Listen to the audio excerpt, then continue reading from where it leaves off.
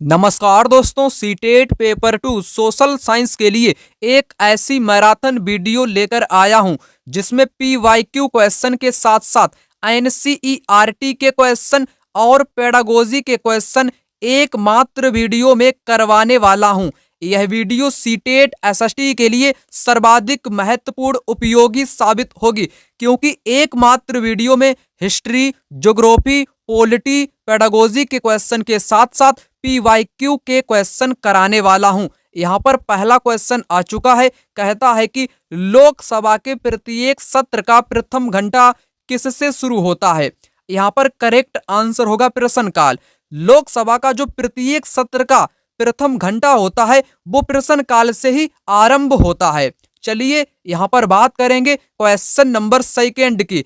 Atlantic महासागर में अनेक पोताश्रय एवं पतन हैं क्योंकि दोस्तों अटलांटिक महासागर की तटरेखा अधिक दंतुरित है, इसीलिए यहाँ पर अनेक पोताश्रय एवं पतन पाए जाते हैं। क्यों पाए जाते हैं? क्योंकि इसकी तटरेखा दंतुरित है। दंतुरित का मतलब होता है दांतेदार। क्या मतलब होता है? दांतेदार। इसकी तटरेखा होने के कारण यहाँ पर अनेक प्राकृतिक पोताश्रय एवं पतन पाए जाते हैं। सबसे पहले आप लोगों को यहाँ पर बताना चाहूंगा अटलांटिक महासागर की तटरेखा। ये किसकी तटरेखा है? ये रही अटलांटिक महासागर की तटरेखा, जो कि दंतुरित तटरेखा यहाँ पर आप देख सकते हो। दंतुरित का मतलब क्या होता है? दांतेदार। इसकी जो तटरेखा है ये आप देख सकते हो, टेढ़ी मेढ़ी रेखा बनी हुई है, इसी को बोलते हैं दंतुरित।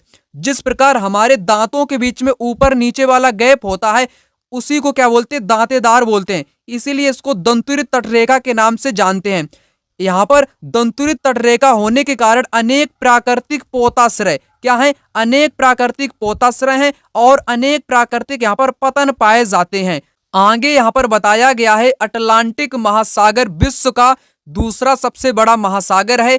यह अंग्रेजी भाषा के यस अक्षर के आकार का है। इसके पश्चिमी किनारों पर उत्तर एवं दक्षिण अमेरिका है तथा पूर्वी किनारों पर यूरोप एवं अफ्रीका है। अटलांटिक महासागर की तटरेखा बहुत अधिक दंतुरित है।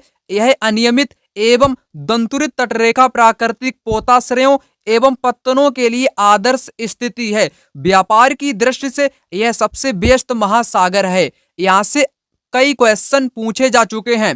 सबसे पहले आपको यहाँ पर पता होना चाहिए जो अटलांटिक महासागर है यह दुनिया का दूसरा सबसे बड़ा महासागर है और अंग्रेजी भाषा के यस अक्षर के आकार का है ना।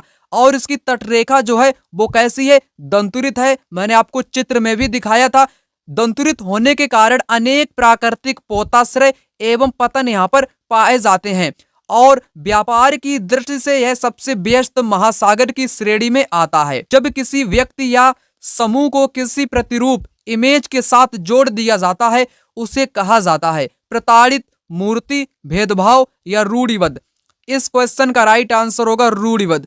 रूढ़िवाद जो धारणाएं होती हैं वो व्यक्तियों के अंदर क्या उत्पन्न करती है? भेदभाव को बढ़ावा देती है। सीटेट एग्जाम के लिए एक ऐसी बेहतरीन किताब लेकर के आया हूं जो कि सीटेट पेपर 2 सामाजिक विज्ञान के लिए रहने वाली है। इस किताब में वर्ष 2011 से लेकर के 2024 में जितने भी सीटेट के पेपर अभी तक हुए हैं उन सभी पेपर का सॉल्यूशन आपको इसी किताब में मिलने वाला है। और इस किताब में 19 पेपर सोल्व दिए गए हैं और उसी के साथ 2850 एमसीक्यू भी इस किताब में दिए गए हैं। यह किताब दिशा पब्लिकेशंस की तरफ से आने वाली किताब है। यहाँ पर इस किताब में सभी वर्षों के क्वेश्चन पेपर दिए गए हैं, आप लोग यहाँ पर देख पा रहे होंगे।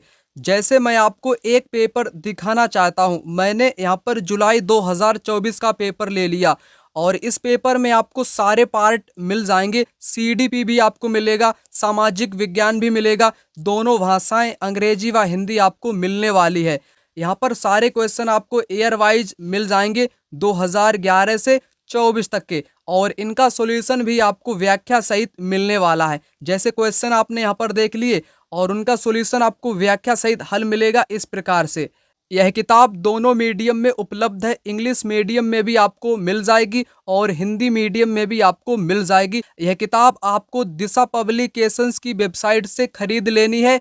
ठीक है ना। और इसका लिंक आपको डिस्क्रिप्शन बॉक्स में मिल जाएगा, वहाँ से भी आप लोग इस किताब को खरीद सकते हैं।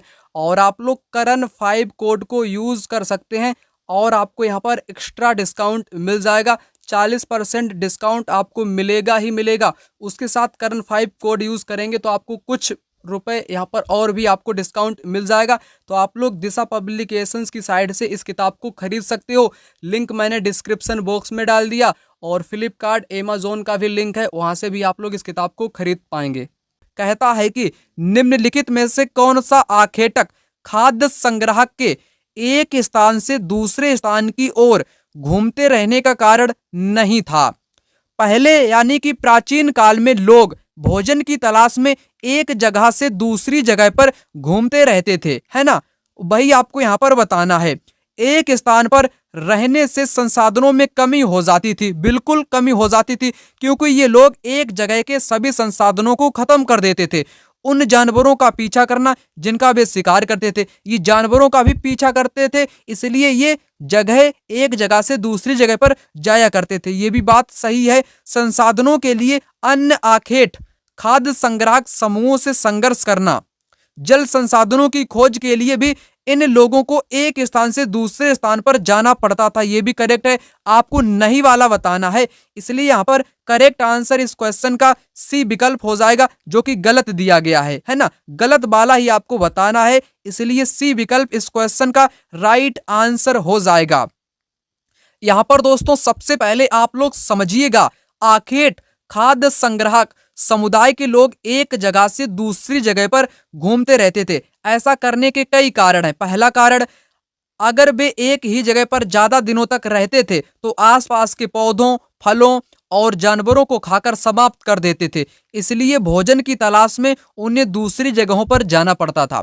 यानी कि जो शिकारी लोग हुआ करते थे, जो फल पौधों को इकट्ठा करने वाले लोग हुआ करते थे, वो अगर एक जगह पर रहेंगे तो वहां के फल फूल पौधों या जानवरों को खाकर समाप्त कर देंगे, इसलिए उनको दूसरी जगह पर जाना पड़ता था। दूसरा कारण क्या है, जानवर अपने शिकार के लिए या फिर हिरण और मवेशी अपना चारा ढूंढने के लिए एक जगह से दूसरी जगह पर जाया करते थे, इसलिए इन जानवर का शिकार करने वाले लोग भी इनके पीछे पीछे जाया करते थे।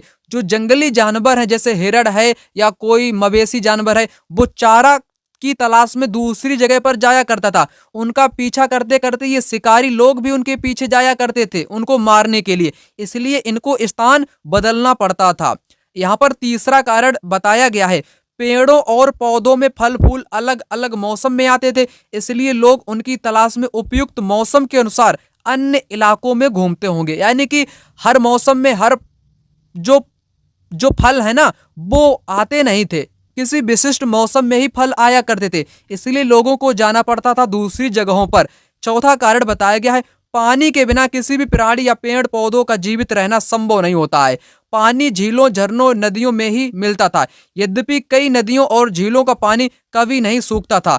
कुछ झीलों और नदियों में पानी बारिश के बाद ही मिल पाता था, इसलिए ऐसी झीलों या नदियों के किनारे बसे लोगों को सूखे मौसम में पानी की तलाश में इधर उधर जाना पड़ता था। तो पानी की तलाश में भी इन लोगों को अपना स्थान बदलना पड़ता था। आशा करता हूं आपने इस क्वेश्चन को बेहतरीन ढंग से समझ लिया होगा। इस क्वेश्चन में अब आपको कोई भी दिक्कत नहीं रही होगी। यहाँ पर नहीं वाला पूछा था, इसलिए सी विकल्प इस क्वेश्चन का राइट आंसर हो जाएगा। चलिए आगे यहाँ पर बढ़ते हैं। यहाँ पर question number 6, east India company ने 1651 में बंगाल में हुगली नदी के किनारे फैक्ट्री स्थापित की। इन्होंने क्यों हुगली नदी के किनारे ही अपनी फैक्ट्री 1651 में स्थापित की थी? स्थानीय किसानों से नील खरीदकर उसे इंग्लैंड भेजने के लिए, एक आधार बेस स्थापित करने के लिए जहां से फैक्ट्री अपना काम चला सके, इंग्लैंड को निर्यात करने हेतु सूती कपड़ों के उत्पादन के लिए, मसालों को खरीदकर उन्हें इंग्लैंड भेजने के लिए। यहाँ पर करेक्ट आंसर इस क्वेश्चन क्या होगा? इस क्वेश्चन का राइट आंसर होगा यहाँ पर बी विकल्प। एक आधार बनाने के लिए या बेस स्थापित करने के लिए इन्होंने फैक्ट्री खोली थी, क्योंकि वहां से ये लोग अपना काम चला सकें, है ना, 1651 में। यहाँ पर बी विकल्प इस क्वेश्चन का राइट आंसर होगा। क्वेश्चन नंबर 7, एडुसैड से क्या अभिप्राय है? सौर मंडल में खोजा गया एक नया ग्रह एक क्षुद्र ग्रह जो मंगल और बृहस्पति की कक्षाओं के बीच में पाया जाता है। एक मानव निर्मित भारतीय उपग्रह रॉकेट, जिसका उपयोग मानव निर्मित उपग्रहों को सूर्य की कक्षा में स्थापित करने के लिए किया जाता है। इस क्वेश्चन का राइट आंसर क्या होगा? यहाँ पर सी विकल्प होगा, एक मानव निर्मित भारतीय उपग्रह। एक मानव निर्मित ये भारतीय उपग्रह है जिसका नाम क्या है? एडुसैट इसका नाम है। यहाँ पर आपको कुछ महत्वपूर्ण चीजों के बारे में बताना चाहूंगा। यहाँ पर आप लोग इसको देख पा रहे होंगे। यहाँ पर उपग्रह के बारे में, उपग्रह एक खगोलीय पिंड है जो ग्रहों के चारों ओर उसी प्रकार चक्कर लगाता है जिस प्रकार ग्रह सूर्य के चारों ओर चक्कर लगाते हैं। मानव निर्मित उपग्रह यहाँ पर कुछ आपके बताए गए हैं। मानव निर्मित उपग्रह एक कृत्रिम पिंड होते हैं। यह वैज्ञानिकों के द्वारा बनाया गया होता है जिसका उपयोग ब्रह्मांड के बारे में जानकारी प्राप्त करने एवं पृथ्वी पर संचार माध्यम के लिए किया जाता है। इसे रॉकेट के द्वारा अंतरिक्ष में भेजा जाता है। किसके द्वारा? रॉकेट के द्वारा अंतरिक्ष में इसको भेजा जाता है। अंतरिक्ष में उपस्थित कुछ भारतीय उपग्रहों के नाम: इनसैट, IRS, एडुसैट इत्यादि। तो यहाँ पर 3 महत्वपूर्ण बताए गए हैं, इनसैट, IRS, एडुसैट। ये कुछ प्रमुख भारतीय क्या है? भारतीय उपग्रह हैं, है ना।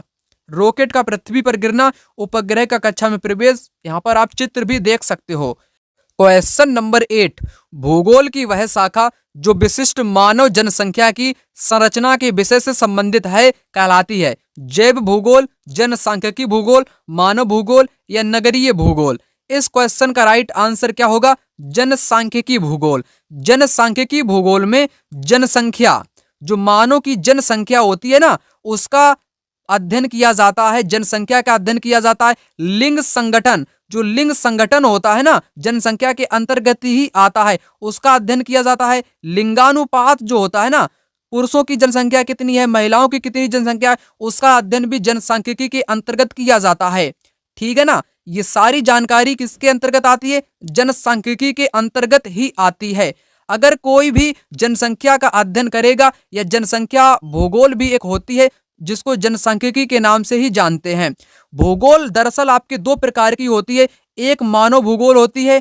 कौन सी भूगोल? एक मानव भूगोल और एक भौतिक भूगोल, है ना। भौतिक भूगोल और मानव भूगोल, ज्योग्राफी 2 प्रकार की होती है, मानव भूगोल, भौतिक भूगोल। मानव भूगोल जो होता है ना, मानव भूगोल के अंतर्गत ही जनसांख्यिकी भूगोल का अध्ययन किया जाता है। नगरीय भूगोल में क्या होता है? नगरों के बारे में अध्ययन किया जाता है। नगरों की स्थिति कैसी है, नगर का निर्माण कैसे होता है, इसका नियोजन कैसे होता है, ये नगर भूगोल के अंतर्गत अध्ययन किया जाता है। जैव भूगोल में जीवों का अध्ययन किया जाता है ना। जो पर्यावरण के जीव जंतु होते हैं, पेड़ पौधे होते हैं, उनका अध्ययन यहाँ पर किया जाता है। जनसांख्यिकी में जनसंख्या का अध्ययन किया जाता है। मैंने आपको सारी जानकारियां यहाँ पर बता दी, इसलिए करेक्ट आंसर यहाँ पर जनसांख्यिकी हो जाएगा। यहाँ पर क्वेश्चन नंबर 9, एक निश्चित क्षेत्र जहां रहने वाले सभी मतदाता अपना प्रतिनिधि चुनते हैं कहलाता है? राज्य, क्षेत्र, सीमा या निर्वाचन क्षेत्र? यहाँ पर इस क्वेश्चन का राइट आंसर होगा निर्वाचन क्षेत्र। निर्वाचन क्षेत्र क्या होता है? एक निश्चित क्षेत्र होता है जहां पर सभी मतदाता अपने प्रतिनिधि को चुनते हैं, वो निर्वाचन क्षेत्र कहलाता है। यहाँ पर क्वेश्चन नंबर 10 कहता है, कथनों को पढ़िए और नीचे दिए गए विकल्पों में से सही उत्तर चुनिए। कथन ए, सेरीकल्चर विशेष रूप से निर्मित तालाबों और पोखरों में मत्स्य पालन है। कथन बी, पीसीकल्चर रेशम के कीटों का वाणिज्यिक पालन है। यहाँ पर आपको करेक्ट बताना है। ए सही, बी गलत, ए गलत, बी सही, दोनों सही या दोनों गलत। चलिए आपको यहाँ पर बताता हूँ। सेरीकल्चर क्या होता है? ये होता है रेशम के कीटों का पालन। रेशम के कीटों का पालन सेरीकल्चर कहलाता है। बल्कि यहाँ पर कहा गया विशेष रूप से निर्मित तालाबों पोखरों में मत्स्य पालन, इसलिए गलत है। जो मत्स्य पालन होता है वो पीसी कल्चर कहलाता है, जबकि यहाँ पर कहा गया पीसी कल्चर रेशम के कीटों का वाणिज्यिक पालन है। ये दोनों ही यहाँ पर गलत हैं, यहाँ पर विपरीत कर दिए गए हैं। रेशम के कीटों का पालन किया जाता है सेरीकल्चर में, और पीसी कल्चर जो कि निर्मित तालाब और पोखर में मछली का पालन कहलाता है। यहाँ पर आपके दोनों ही गलत दिए गए हैं, इसलिए 4 विकल्प इस क्वेश्चन का राइट आंसर होगा। ए और बी दोनों गलत हैं। यहाँ पर आपको बताना चाहूंगा सेरीकल्चर। सेरीकल्चर क्या होता है? रेशम के कीटों का पालन। रेशम के जो कीड़े होते हैं ना, कीटों का पालन क्या कहलाता है? सेरीकल्चर कहलाता है। पीसी कल्चर क्या होता है? मछलियों का पालन। कृत्रिम रूप से किसी तालाब या पोखर या टैंक में जो मछलियों का पालन कहलाता है वो पीसी कल्चर कहलाता है, मछली पालन, है ना। आगे हार्टिकल्चर। हार्टिकल्चर क्या होता है? हार्टिकल्चर होता है सब्जी, सब्जी वाली खेती, बागाती वाली खेती। सब्जी हो गया, फल हो गया, फूल हो गया, इस कृषि को क्या बोलते हैं? हार्टिकल्चर बोलते हैं। बीटी कल्चर क्या बोलते हैं? अंगूर की खेती को। अंगूर की जो खेती होती है, अंगूर की खेती को बोलते हैं बीटी कल्चर। एपी कल्चर बोलते हैं मधुमक्खी पालन को। किसको? मधुमक्खी पालन को क्या बोलते हैं? मधुमक्खी पालन को बोलते हैं एपी कल्चर।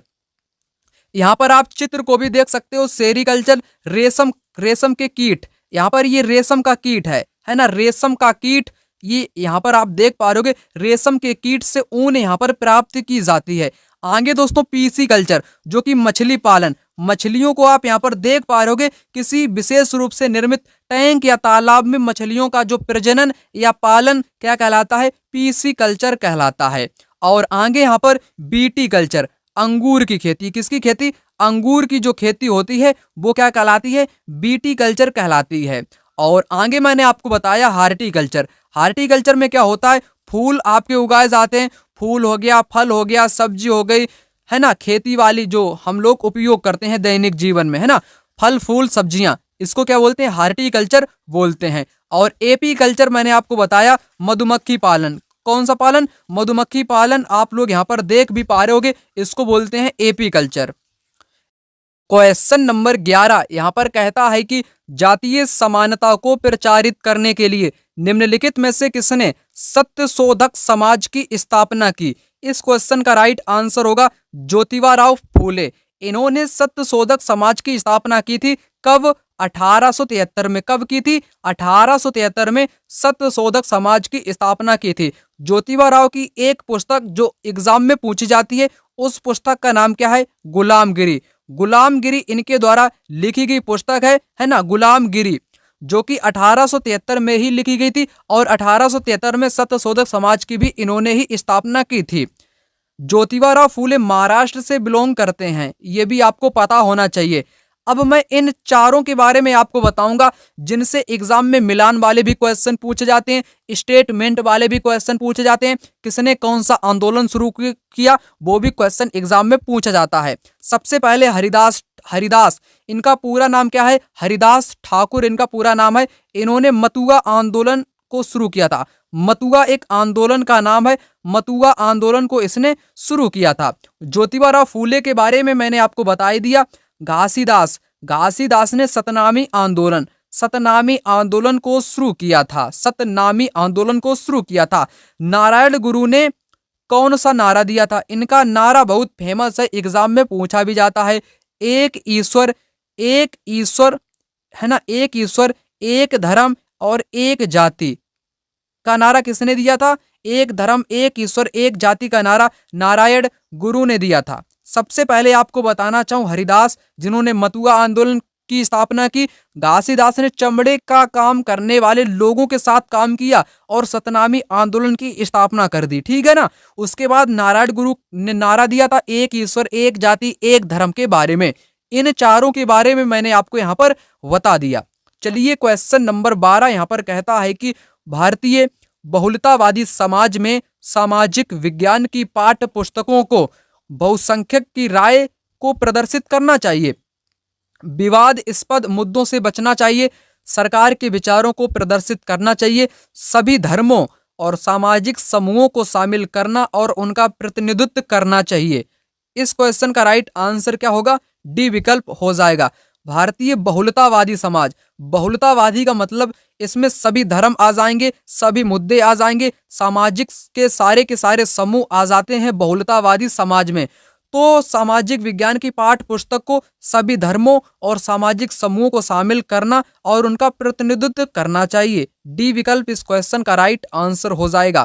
क्वेश्चन नंबर 13 यहाँ पर कहता है एथेनियन लोकतंत्र की निम्नलिखित में से कौन सी एक विशेषता नहीं है? आपको यहाँ पर नहीं वाला बताना है। कई पदों पर नियुक्तियां लॉटरी के माध्यम से की जाती थीं। 30 वर्ष से अधिक आयु के उन सभी पुरुषों और महिलाओं को पूर्ण नागरिकता प्राप्त थी जो दास नहीं थे। सभी नागरिकों को सेना व नौसेना में अपनी सेवाएं देनी होती थी। मामलों के निर्णयों के लिए आयोजित की गई सभाओं में सभी नागरिक उपस्थित होते थे। सबसे पहले आपको बताऊंगा एथेनियन लोकतंत्र की विशेषता। यहाँ पर आप लोग देख पा रहे होंगे एथेंस जो कि यूनानी शहर राज्य में एथेनियन लोकतंत्र की 6ठी शताब्दी ईसा पूर्व में के आसपास विकसित हुआ था, जिसमें एथेंस शहर और एटिका के आसपास के क्षेत्र शामिल थे। एथेनियन लोकतंत्र दुनिया का पहला ज्ञात लोकतंत्र है। पहला बिंदु यहाँ पर क्या है, एथेनियन लोकतंत्र है, ये दुनिया का पहला ज्ञात लोकतंत्र है। एथेनियन लोकतंत्र में सभी नागरिकों को मतदान का अधिकार प्राप्त है। सभी नागरिकों को सभाओं में भाग लेना था, है ना, ये मैंने आपको बताया। इस प्रणाली में सभी नागरिक जिनकी आयु 18 वर्ष से अधिक थी लोकतांत्रिक प्रक्रिया में भाग ले सकते थे। विभिन्न नौकरी पदों के लिए लॉटरी के माध्यम से पद बनाए गए थे। इस प्रणाली में नागरिकों से सेना और नौसेना में सेवा देने की अपेक्षा की जाती थी। प्रत्यक्ष लोकतंत्र की यूनानी प्रणाली आधुनिक लोकतंत्र को जन्म देने में महत्वपूर्ण भूमिका निभाती है। अब आपको यहाँ पर करेक्ट आंसर बताना है। इस क्वेश्चन का आंसर आपको नहीं वाला बताना, यानी कि गलत वाला बताना है। तो गलत वाला आपका कौन सा होगा? गलत वाला आपका यहाँ पर हो जाएगा बी विकल्प। यहाँ पर क्या है, 30 वर्ष से अधिक आयु, नहीं 18 वर्ष मैंने अभी आपको यहाँ पर बताई है, इसलिए ये वाला गलत होगा। 3 यहाँ पर आपके राइट दिए गए हैं एथेनियन लोकतंत्र के बारे में, ठीक है ना। करेक्ट आंसर आपका कौन सा होगा? बी विकल्प यहाँ पर होगा। क्वेश्चन नंबर यहाँ पर आ चुका है, अभिलेखागार वह स्थान है जहां ऐतिहासिक पांडुलिपियों तथा दस्तावेजों को रखा जाता है। खुदाई में पाई जाने वाली पशुओं और पक्षियों की हड्डी को रखा जाता है। पुरातत्वज्ञों द्वारा प्राप्त किए गए पत्थर और ईंटों की बनी इमारतों के अवशेष को रखा जाता है। खुदाई में पाई गई मूर्तियों को रखा जाता है। जो अभिलेखागार होता है उसमें ऐतिहासिक पांडुलिपियों तथा डॉक्यूमेंट दस्तावेजों को रखा जाता है। इस क्वेश्चन का आंसर फर्स्ट विकल्प यहाँ पर होगा, पहला वाला ऑप्शन यहाँ पर होगा। क्वेश्चन नंबर 15 यहाँ पर है, बिग बियर एक उदाहरण है आकाश गंगा का, नक्षत्र मंडल का, तारा का या गैलेक्सी का। यहाँ पर करेक्ट आंसर क्या होगा? नक्षत्र मंडल। नक्षत्र मंडल का उदाहरण है बिग बियर। कौन सा? बिग बियर क्या है? एक क्या है? एक ये नक्षत्र मंडल है। यहाँ पर दोस्तों रात्रि में आसमान की ओर देखते समय आप तारों के विभिन्न समूह द्वारा बनाई गई विविध आकृति को देख सकते हो। ये नक्षत्र मंडल कहलाते हैं। जो आकृतियां बनी होती है ना रात्रि में आसमान में तारों की, तो वो क्या कहलाती हैं? नक्षत्र मंडल कहलाती हैं।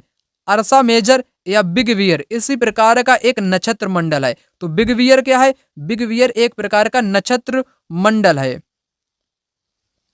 यहाँ पर क्वेश्चन नंबर 15 कहता है कि दृष्टिबाधित शिक्षार्थियों के साथ कार्य करते समय एक सामाजिक विज्ञान शिक्षक को किस प्रकार से शिक्षण अधिगम प्रक्रिया में अनुकूलन करना चाहिए? यथोचित विराम तथा पुनरावृत्ति के साथ स्पष्ट एवं उच्च आवाज में बोलना, विविध प्रकार के आकर्षक दृश्यों वाले कार्यपत्रों का प्रयोग करना, मौखिक संकेतकों द्वारा कल्पना करने के अवसरों को उत्पन्न करना, कक्षा में चर्चा के दौरान टेक्सटाइल यानी कि स्पर्श करने वाली सामग्रियों को शामिल करना। इस क्वेश्चन का आंसर बिल्कुल आसान होगा, क्योंकि दोस्तों यहाँ से पूछा है दृष्टिबाधित छात्र। छात्र कैसे हैं? दृष्टिबाधित हैं, उन बच्चों को दिखाई नहीं देता है ना। तब एक सामाजिक विज्ञान के शिक्षक या शिक्षिका को क्या करना चाहिए? तो उसको यथोचित विराम तथा पुनरावृत्ति के साथ स्पष्ट एवं उच्च आवाज में बोलना चाहिए। ये करेक्ट होगा, है ना। यहाँ पर ए वाला बिल्कुल करेक्ट होगा। पहला ऑप्शन यहाँ पर कटेगा, डी वाला भी कटेगा।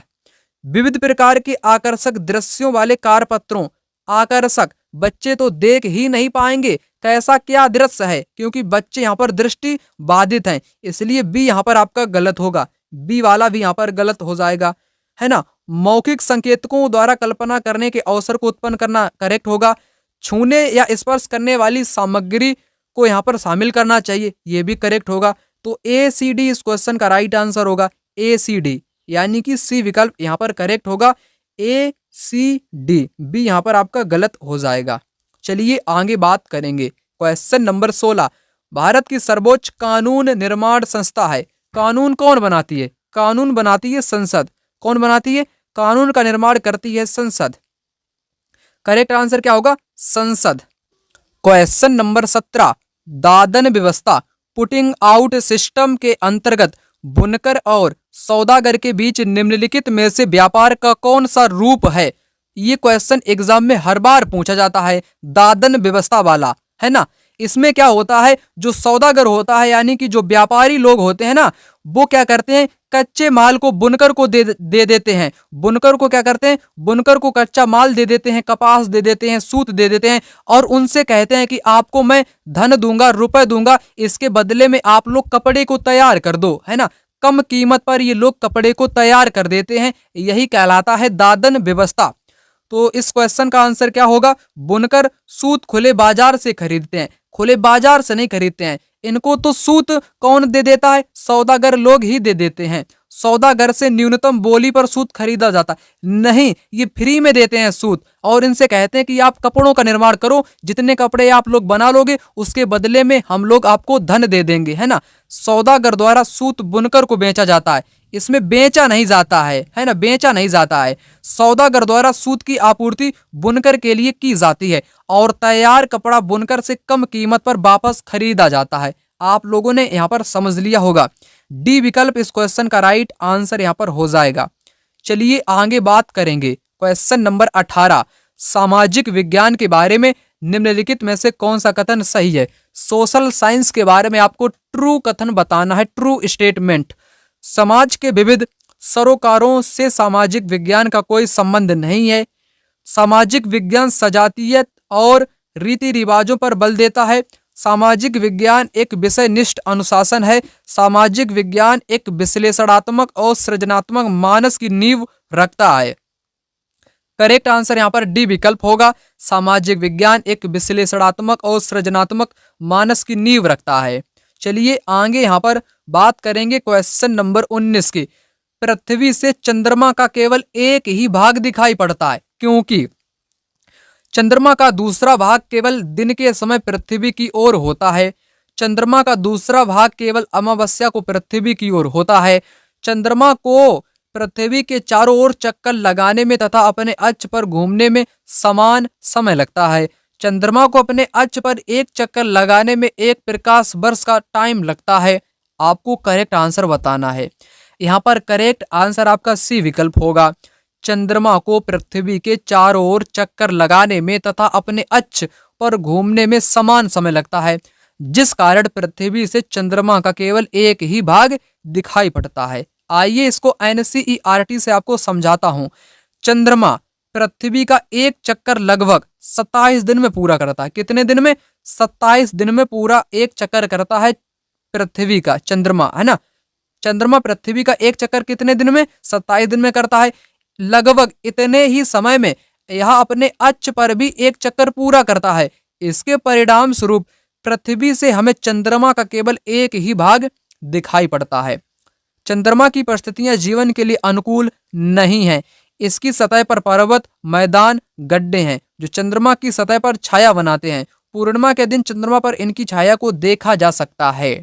तो चंद्रमा का केवल एक ही भाग हम लोगों को दिखाई पड़ता है, क्योंकि टाइम जो लगता है चक्कर लगाने में 27 दिन और अक्ष में चक्कर लगाने में, दोनों टाइम एक समान होने के कारण एक ही भाग दिखाई पड़ता है। और चंद्रमा पर पर्वत भी हैं, मैदान भी हैं और गड्ढे भी पाए जाते हैं। क्वेश्चन नंबर 20, निम्नलिखित में से किस विदुषी ने स्त्री और पुरुष के बीच सामाजिक अंतरों की आलोचना पर आधारित पुस्तक स्त्री पुरुष तुलना का लेखन किया है? ये मैंने आपको पहले भी बताया था। क्या बताया था? ताराबाई शिंदे के बारे में मैंने आपको बताया था। ताराबाई शिंदे ने स्त्री पुरुष तुलना नामक पुस्तक की रचना करी। स्त्री पुरुष तुलना नामक पुस्तक की रचना किसने की? ताराबाई शिंदे ने की, जिसमें स्त्रियों की आलोचना, पुरुषों की आलोचना की गई है, उनके सामाजिक अंतरों की आलोचना की गई है ना। यहाँ पर पहला विकल्प इस क्वेश्चन का राइट आंसर होगा। यहाँ पर दोस्तों पंडिता रमाबाई, इनको पंडिता की उपाधि दी गई क्योंकि इनको संस्कृत बहुत अच्छी आती थी। ये संस्कृत की विदुषी होने के कारण इनको पंडिता की उपाधि दे दी गई थी, है ना। इनको पंडिता की उपाधि दे दी गई थी। ये भी एग्जाम में पूछा जाता है। चलिए आगे यहाँ पर बात करेंगे। क्वेश्चन नंबर 21, ऋग्वेद के विषय में निम्नलिखित 3 कथनों पर विचार कीजिए और सही उत्तर का चयन कीजिए। किसके बारे में? ऋग्वेद। सबसे पहले ऋग्वेद के बारे में जान लेते हैं। ऋग्वेद जो है इसका टाइम क्या है? ये दोस्तों 1500 ईसा पूर्व से लेकर के 1500 ईसा पूर्व से लेकर के 600 ईसा पूर्व तक का टाइम क्या कहलाता है? तक का टाइम वैदिक काल कहलाता है। क्या कहलाता है? ये वैदिक काल कहलाता है। क्या कहलाता है? वैदिक काल कहलाता है। वैदिक काल को दो भागों में डिवाइड किया गया है। दो भागों में डिवाइड किया गया है। एक तो ऋग्वैदिक काल हो गया ना, ऋग्वैदिक हो गया। दूसरा क्या हो गया? दूसरा उत्तर वैदिक काल हो गया। उत्तर वैदिक काल हो गया। पहला कौन सा? ऋग्वैदिक काल। दूसरा उत्तर वैदिक काल हो गया। यहाँ पर दोस्तों ये टाइम जो मैंने आपको बताया, ये वैदिक काल का मैंने आपको यहाँ पर बताया है। अगर मैं ऋग्वैदिक का टाइम आपको बताऊं तो ये टाइम है 1500 ईसा पूर्व से लेकर के 1500 ईसा पूर्व से लेकर के 1000 ईसा पूर्व का टाइम क्या कहलाता है? ऋग्वैदिक काल कहलाता है। वहीं उत्तर वैदिक काल का टाइम आपको बताना चाहूं 1000 बीसी से लेकर के 600 बीसी यानी कि ईसा पूर्व बिफोर क्राइस्ट की मैं बात कर रहा हूं, ये रहता है उत्तर वैदिक काल का टाइम पीरियड। ठीक है ना? परंतु क्वेश्चन को आप यहाँ पर समझो, मैंने आपको जानकारी के लिए बता दिया है वैसे, है ना। तो ऋग्वेद आपसे पूछा गया है। ऋग्वेद की रचना 3500 वर्ष पूर्व में लिखा गया था, है ना। 3500 वर्ष पूर्व में लिखा गया था। कैसे हम लोगों को पता 3500 वर्ष पूर्व में लिखा गया था? मैंने आपको बताया 1500 ईसा पूर्व यानी कि ईसा मसीह के जन्म के 1500 साल पहले। वर्तमान में इसको 2000 आप मान लो, है ना। इसको आप जोड़ोगे तो कितना टाइम आएगा? 3500 टाइम आ जाएगा ना। कितना आ जाएगा? 3500। यहाँ पर आपका टाइम आ जाएगा 3500 ईसा पूर्व। तो यहाँ पर ये 3500 ईसा पूर्व में लिखा गया। यहाँ पर ये बात कैसी है? करेक्ट बात है, परंतु आपको मैं यहाँ पर बताऊंगा ये लगभग में बात है। कोई क्लियर थोड़ी ना होता इतिहास में ये घटना कब घटित है। ये बहुत प्राचीन काल की घटनाएं हैं, ये लगभग में हैं। कैसी हैं? ये लगभग में घटना है। इनकी रचना प्राकृत में, भाई प्राकृत में नहीं हुई थी बल्कि संस्कृत में हुई थी। ऋग्वेद की रचना संस्कृत में हुई थी, सभी लोग जानते होंगे, है ना। प्राकृत में थोड़ी ना हुई थी, तो इसलिए बी तो यहाँ पर गलत होगा ही। इसमें 1000 से अधिक सूक्त हैं, ये बात 100% राइट दी गई है। बी जिन जिन में है वो सबसे पहले आप इसको काटो। बी कैसा है? बी गलत है। बी कैसा है? बी गलत है। ये ऑप्शन यहाँ पर कटेगा, है ना। बी गलत है, ये भी आपका यहाँ पर कटेगा। बचेगा पहला और तीसरा। यहाँ पर बी गलत माना गया है ना। यहाँ पर बी गलत माना गया, परंतु सी गलत माना गया है, परंतु सी यहाँ पर सही है। तो इस प्रकार इस क्वेश्चन का आंसर क्या होगा? इस क्वेश्चन का आंसर सी तो एकदम राइट है। पहला ही विकल्प यहाँ पर करेक्ट आंसर इस क्वेश्चन का हो जाएगा। पहला यहाँ पर करेक्ट होगा और यहाँ पर दोनों आपके गलत हैं। ये कैसे गलत है? क्योंकि इतिहास की जो घटनाएं होती हैं वो लगभग में है। इसका कोई निश्चित थोड़ी ना है कि 3500 वर्ष पूर्व में ही लिखा गया था। क्या पता 3600 वर्ष पूर्व में लिखा गया हो, क्या पता 2800 ईसा पूर्व में लिखा गया हो, है ना। ये हो सकता है, ये लगभग में है, इसलिए इसको यहाँ पर नहीं माना जाएगा। रचना संस्कृत में हुई थी, इसलिए ये भी गलत है। करेक्ट आपका केवल और केवल सी यहाँ पर हो जाएगा। एनसीईआरटी में यहाँ पर क्या बताया गया है? 4 वेद होते हैं, ऋग्वेद, सामवेद, यजुर्वेद, अथर्ववेद, है ना। सबसे पुराना वेद कौन सा है? ऋग्वेद है, जिसकी रचना 3500 साल पहले हुई। यहाँ पर एनसीईआरटी में बताया गया 35 साल पहले हुई। कब हुई? 3500 साल पहले हुई, लेकिन लगभग में है, कोई क्लियर नहीं है कि 3500 साल में ही हुई थी। 1000 से इसमें अधिक प्रार्थनाएं हैं जिन्हें सूक्त कहा जाता है। सूक्त का मतलब होता है अच्छी तरह से बोला गया, जो कि विभिन्न देवी देवताओं की स्तुतियों में रचे गए थे। इनमें से 3 देवता बहुत महत्वपूर्ण है, अग्नि, इंद्र, सोम। अग्नि आग का देवता, इंद्र युद्ध का देवता, सोम एक पौधा था जिससे एक खास पेय बनाया जाता था, है ना।